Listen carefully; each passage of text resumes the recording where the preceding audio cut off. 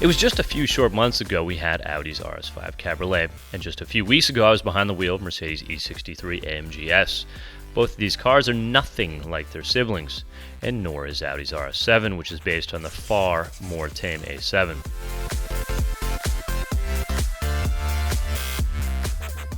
How does the RS7 compare? Well, the first thing that comes to mind is the E63 from Mercedes, because we just came out of that. And stat-wise, horsepower, it's very comparable. That is a slightly faster car. It's smaller. I don't know the weight difference. I think they're comparably weighted. The E63 is probably a little bit lighter. What I particularly like about this is just, it does feel like it has a little bit more usability on an everyday basis, simply because of the hatchback trunk. But that being said, it's very similar in the sense that you can turn off a bunch of features.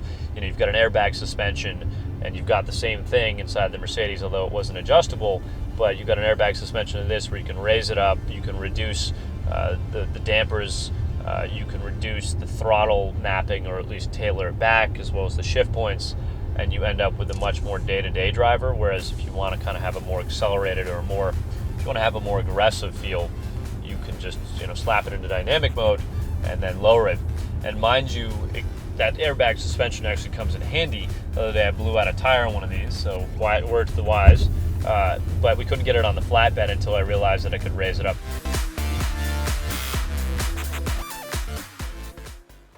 Under the hood is a finely tuned twin-turbo V8 that spits out 560 horsepower and 519 pound-feet of torque.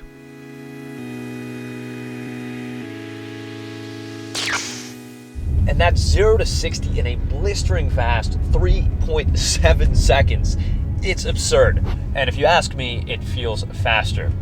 So to really get the power out of it, you need to be kind of in the 4,000, 5,000 sort of range. So I'm going to hammer down the accelerator, and hopefully there isn't a cop around here. I'm going to give you a taste of just how this thing sounds, and more importantly, how it moves.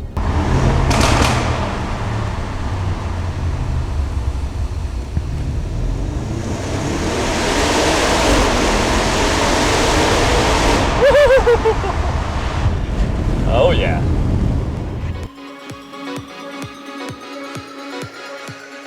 But make no mistake, this car isn't all about performance.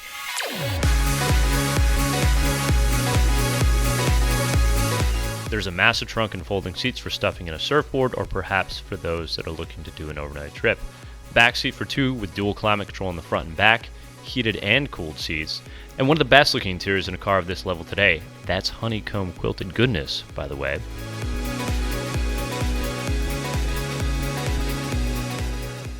So the other component, the major component of driving one of these cars in these kind of corners is the braking. And I think carbon ceramics are an option on this car, but these are just the traditional steel metal setup. They actually work phenomenally well, especially for a car, again, this size. In terms of steering and just the feedback, it's more than enough. I mean, I'm handling these curves fine. You can see how well this car is getting through those corners. Performance-wise, oh my God. Dare I say this car handles on rails, and I'll say that with some reluctance and hesitation, but really it might be the best example of a car to do that. And why? Because it weighs 4,500 pounds. So it's a little bit of a fatty, but for being such a fat car, I mean, boy does it turn through those corners nicely. And that's because of the torque vectoring, and the sport differential helps do all that. Breaks the torque vectoring breaks the inside wheels, helps get through the corners all the quicker, reduces that understeer.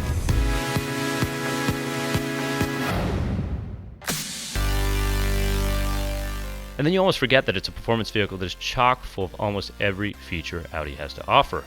This includes adaptive cruise control, parking sensors, backup cameras, side view cameras, special wave disc brakes, soft closed doors, folding side mirrors, and an amazing sounding $6,000 Bang & Olufsen audio system with telescoping speakers.